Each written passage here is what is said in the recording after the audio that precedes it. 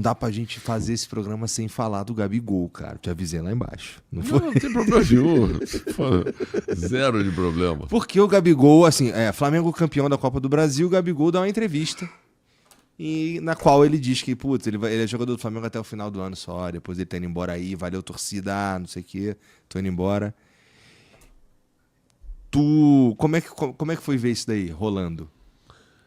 Rapaz, eu nem vi. Eu fui comunicado pela própria imprensa que estava lá no campo. Eu fui para comemorar o título no gramado e tal. E aí eu tô por ali, passa um repórter falando, pô, você viu a declaração do Gabigol? Você quer falar alguma coisa? Eu falei, meu amigo, eu só quero falar sobre futebol, Flamengo campeão. A única coisa que eu quero falar hoje, você me desculpe aqui, eu tô aqui para comemorar meu título, desculpa, não quero falar sobre mais nada. Eu quero, pô, isso aqui, chegar e ganhar um campeonato como esse, tão difícil e tal, porra, é dificílimo. Porra, cara, não quero falar sobre... Quero falar sobre mais nada hoje. Depois, se tiver algum problema, vamos ver. Mas assim, cara, não é assim, a gente como é que é a história ali do Gabigol? Vamos lá. O Gabigol é um ídolo do Flamengo. Eu acho que o que ele fez para a história do Flamengo está marcado na história, não vai mudar. A gente é assim, super grato a ele pelo fato dele ter ficado conosco, vamos dizer assim, esse tempo todo. Só lembrando que ele chega no Flamengo emprestado, né? E ali ele fez um esforço também para poder vir, porque naquela época, em 2019, a gente não estava com tanto recurso e ele tinha sido um jogador que tinha sido comprado por um valor muito elevado. E ali na Inter, se a gente fosse ter que pagar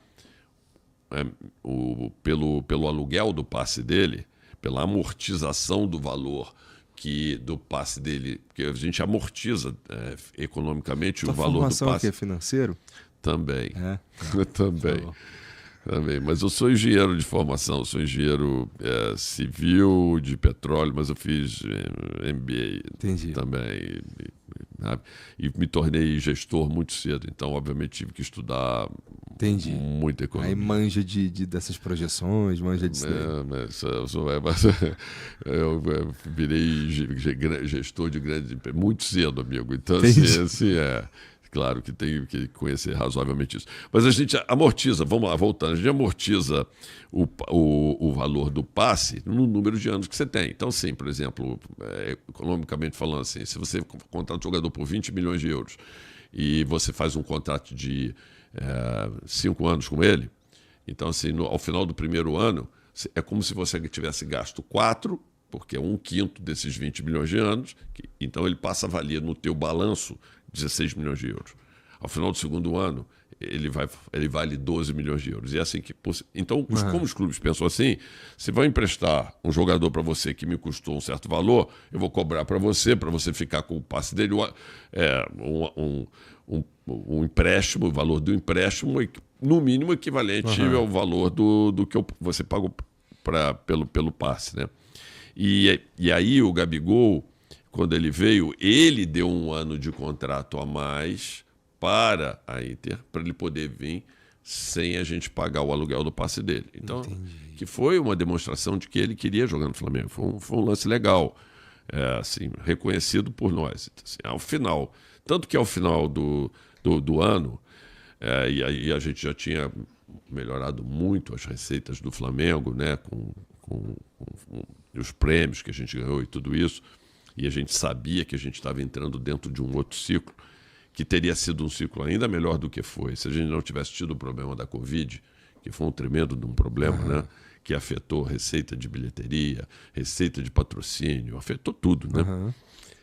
Mas assim, a gente foi lá e contratou ele pelo valor que estava lá estabelecido lá no contrato, e não discutiu, nem discutiu absolutamente nada, contratou ele. Então, assim,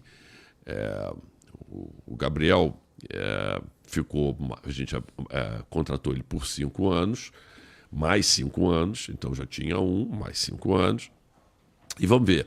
Até, eu diria assim, teve um desempenho em 2020, a gente teve as lesões, eu lembro de uma lesão que ele teve e tal, a gente começou a botar o Pedro, que acabou sendo um jogador fundamental também na conquista daquele campeonato brasileiro. O Gabriel volta no final da disputa e volta muito bem também, e a gente acaba campeão brasileiro, né? E no ano de 21 foi um ano muito complicado, porque a gente teve a paralisação da Covid afetando todo o calendário no final do ano. Não sei se às vezes as pessoas esquecem, mas a gente teve que disputar 17 jogos em 50 dias, porque ficaram botando jogo de 3 em 3 dias. Não é que 2 jogos por semana, que é 3 dias, 4 dias, 3 dias, 4 dias. Não, é 3 em 3 dias. O Flamengo teve que fazer uma sequência de jogos de 3 em 3 dias. Chegamos moído na final da Libertadores, com um técnico que foi muito bem no Flamengo, na minha maneira de ver, que fazia o Flamengo jogar muito bem, que foi o Renato. Mas assim... Tu acha que ele sentiu a pressão, cara? Porque assim, ele pede um semi-arrego ali, né? Não é arrego não, porque ele, assim, o Renato é um cara... Com todo respeito, eu falo assim, isso com todo respeito. Eu gosto muito do Renato, tá? Eu Assim, também. eu nem volto a... faz muito tempo que eu não converso com o Renato, entendo, mas eu gosto muito do Renato. Cadê o Fernandão? O Fernandão tá... Ó, a gente foi feliz com o Renatão, não foi? Muito, muito feliz. Porra. E o Renato enfrentou uma barra danada, que era o período em que o Flamengo não tinha como treinar, né? Então, assim, Mas que ele tem um momento que ele meio que entrega o cargo, né? Isso, quando a gente perde a Libertadores, ali. Assim, eu vou fazer uma inconfidência aqui, talvez uma maneira minha assim de pensar. O Renato tinha, e eu acho que ele tem talvez ele ainda tenha um objetivo na vida dele. Eu acho que ele queria muito ser técnico da seleção brasileira. E eu acho que ele enxergou ali que o Flamengo, com aquele plantel, tudo aquilo, e ele declarava isso, que o Flamengo tinha o melhor plantel do Brasil e tudo isso. Ele achava que com aquele plantel na mão, ele ia conseguir fazer com que o Flamengo fosse campeão. E dessa forma ele ser, vamos dizer assim, um grande candidato para a seleção brasileira. Na época o nome dele foi bem ventilado de fato, né? E eu acho que ali, ao perder aquele campeonato, talvez, aí é percepção minha, não sei se só ele falando, ele pode ter visto assim, será que talvez eu tenha perdido, vamos dizer assim, um pouco essa oportunidade, esse drive para poder ser. Mas assim, eu reputo ele um grande técnico, e o Flamengo jogou muito bem com ele. Puta, eu fui nessa final da Libertadores aí, cara. Se você for ver, sinceramente, assim, eu tô aqui terminando meu 6º ano na presidência do Flamengo. Eu brinco com a turma e digo o seguinte: o Flamengo, a Copa Libertadores existia, acho que há 58 anos, quando eu me tornei presidente do Flamengo. 59 anos, já tinha tido 59 edições da Libertadores. E o Flamengo tinha disputado uma final e tinha ganho. Eu fiquei aqui como presidente do Flamengo, estou aqui há 6 anos, o Flamengo disputou 3 finais. Foi a 3 finais e ganhou 2. E se você me perguntar qual a que o Flamengo jogou melhor na final, eu vou te dizer, foi essa que você foi. Foi talvez a final que, na minha maneira de ver, a gente mais merecia ganhar. Mas isso é futebol, amigo. Às vezes a bola entra, às vezes a bola não entra. Tivemos uma infelicidade numa jogada no final, quando nós estávamos melhor no jogo, e acabamos perdendo o jogo. É do futebol, na minha maneira de ver. Mas assim... Nossa, deu uma atrapalhada ali na confiança do Andreas. Depois eu encontrei ele num evento, cara, ele tava triste, cara. Tu vê que o cara tá triste, sabe? A torcida, às vezes a torcida fica puta, tu entende? Eu entendo a torcida ficar puta, mas tu vê o cara e porra, o cara, a última, quando tu vê que bate, a última coisa que o cara queria era que aquilo acontecesse. Claro, pô. Então, até porque ele o torcedor é passional demais pra pensar nisso, pô. Mas assim, e as pessoas, até é bom falar do negócio do Andrés aqui, porque as pessoas linkam muito o fato dele não ter ficado no Flamengo com o fato de ter havido aquele problema. E eu posso te garantir que não foi isso. A gente passava, no início de 2023, e tinha uma opção lá para poder fazer a contratação dele lá no contrato. Só que o Flamengo ali estava correndo um risco muito grande. A gente tinha uma ação antiga de dívida do clube, do Banco Central, com o Banco Central, que estava em execução, e ela estava sendo jogada em última instância no STJ. E veio uma decisão para começar a bloquear as receitas do Flamengo. Naquela época, ia bloquear algo como 13 a 15 milhões de reais por mês das receitas do Flamengo. Então, assim, a gente tinha recebido essa decisão, ainda não tinha sido julgado em última instância, e seria uma inconsequência da minha parte eu fazer a contratação do Andrés ali naquele momento, exercer a contratação, sabendo que existia essa espada potencial no nosso pescoço. E a gente foi para uma decisão no STJ e a gente acabou ganhando a ação por 3-2. Então, com isso, a gente deixou de perder mais de 200 milhões de reais. E foi essa a principal razão pela qual a gente acabou não contratando ele. Estou deixando isso bem claro aqui, independente de pressão e tudo, porque a gente gostava muito dele e continua gostando dele, e a gente tem acompanhado, ele tem feito uma carreira brilhante. É verdade, é verdade. Mas aí, bom, só pra gente fechar o papo Gabigol, Tá. Lá embaixo tu me falou, pô, tem uma proposta com ele e eu considero que é isso e agora a escolha é dele. Então, vamos lá, é verdade, a gente acabou fugindo um pouco do assunto aqui. A gente teve esse desempenho dele bom até 2022. E, cara, assim, falando sinceramente, eu acho que você como rubro-negro vai concordar que em 2023 o desempenho do Gabriel foi bem inferior ao que ele vinha desempenhando até 2022, quer dizer, nos 4 primeiros anos dele. O Gabigol tem que ter um combinado que ele joga as final de Libertadores. Mas ele jogava mais do que final de Libertadores. Verdade, cara, assim, é verdade. Em 2019 ele fez 43 gols pelo Flamengo. Mas é que tem, mas é que na cara, final de Libertadores o maluco tira da cartola. Não, assim, ele não virou ídolo do Flamengo porque ele jogou só a final da Libertadores. Verdade, ele se tornou ídolo porque ele é um grande jogador, estava tendo um excelente desempenho. Mas a verdade é que o desempenho dele, eu não vou entrar aqui no mérito das questões, mas aqui a gente está aqui para analisar resultado e eu, na posição que eu estou como administrador, cara, eu tenho que tomar as decisões que nem sempre são as decisões apaixonadas, tá certo? Ainda levadas bem, né? pela emoção, são levadas pela racionalidade, né? E por aquilo que precisa ser feito. Então, assim, teve uma queda de desempenho no ano de 2023 e eu entendo também que teve uma queda de desempenho no ano de 2024. E não é dizer que a gente não...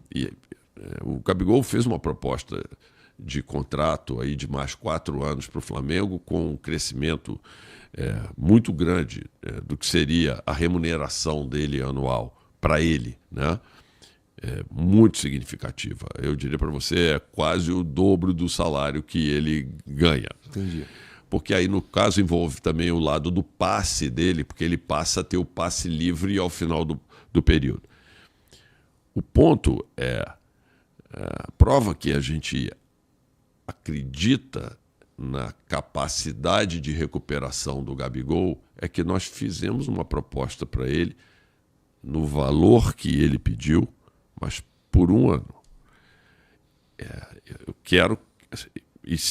E aí o que eu digo é o seguinte, desculpe, mas não é o Flamengo que não acredita, porque eu não sei se é o Flamengo ou se é ele mesmo que não acredita nele, porque se ele quer ficar no Flamengo e ele acredita na capacidade dele, no futebol dele, por que ele não aceita esse 1 ano e depois ele continua... Se eu estou dando esse ano para ele depois de 2 anos em que ele não teve um desempenho tão bom, por que eu não daria, se ele tiver um ano excepcional, um ano muito bom no ano que vem, mais 1 ano ou mais 3 anos como ele gostaria? Então eu acho que que para um administrador é um risco muito grande você tomar uma decisão de renovar com um jogador por 4 anos quando ele teve 2 anos em que o desempenho dele não foi compatível com aquilo que ele recebia. É só isso. O Flamengo acredita nele, a prova, e acredita em que a gente tenha um Gabigol como ele foi dos 4 anos nesse primeiro ano. Entendi. Cara, quando você olha pra um... Vai, vamos lá. Tem ano que o nosso departamento médico tá cheião, né? Tem ano, a gente tem alguns jogadores como o Arrasca, por exemplo, que graças a Deus não tem mais aparecido a paradinha na virilha dele, mas porque enche o saco, vira e mexe. Você sabe que ele hoje sofreu um problema, uma cirurgiazinha pequena no joelho, mas é algo que precisava. Tô Tava travando o joelho dele. Então, esse tipo de... isso daí, pro gestor, pro presidente, pro cara que tá olhando ali, qual que é o momento que acende uma bandeira, um alerta vermelho? Tipo, caralho, meu departamento médico tá cheião. O que tá acontecendo? É um jogador especial que tá lá? É um monte de jogador que acaba indo? Como é que é? Já é planejado? Então, tem diferentes tipos de lesão, sabe? Assim, você tem lesão que é por trauma. Então, assim, você tem um jogador que ele tá jogando, vai lá, dá um carrinho no cara, dá uma porrada no cara, quebra o cara. Isso aí não é lesão muscular de esforço e tal. Então, isso aí... Não tem o que fazer? Não tem o que fazer. O cara tá com a perna apoiada, leva uma pancada... Bom, isso aí não tem como você prever, né? Como engenheiro aqui, assim, você diz que tem... manutenção, quando você tem uma máquina, você tem uma manutenção que é corretiva quando ela quebra, né? Ela tem uma que a gente chama preventiva e tem a preditiva, que você pode até prever eventualmente que aquilo pode dar um problema e você... O que a gente tenta fazer? Fazendo um paralelo, a gente tenta fazer uma medicina meio que preventiva, por isso que a gente tem uma série de indicadores com os nossos jogadores, que a gente faz controle de sangue deles e tudo isso, onde você tem alguns marcadores que começam a ver que, de repente, o cara está entrando num nível de estafa, às vezes, muscular, que é um risco grande para que ele venha a ter uma lesão. E aí é nesse momento que, às vezes, a gente poupa o jogador, às vezes as pessoas dizem, mas não pode poupar, mas não é assim... Faz parte do planejamento tirar o cara. E olha, o nosso departamento médico é super preparado para isso, tá certo? Agora, existe também um fato... tanta coisa que tu teve que aprender, hein? Pois é. E você que tá assistindo esse vídeo aqui no Talk Flow, dá pra você virar membro, cara, do Flow agora. É um botãozinho do lado do botão de se inscrever. A gente faz um programa semanal só pros membros. Olha! Então fique esperto aí. Se quiser virar membro, tá bem aqui do lado, é mó merreca, custa menos de R$8, irmão.